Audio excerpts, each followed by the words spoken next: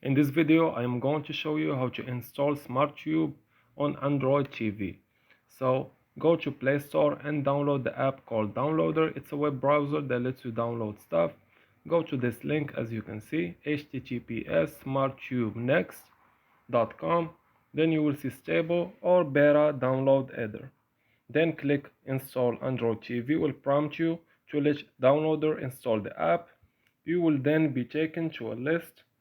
Find downloader and turn it on and back out and click install again. If it doesn't take you back to install, just re-download the app, then you can install. I recommend saying no to opening the app, then clicking delete to delete the installer to save space. Then find it from your apps list to your own good too.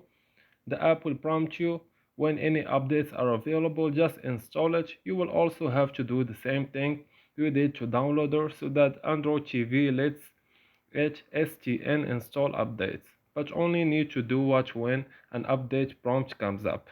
Now you are good to go. As always, thank you for watching.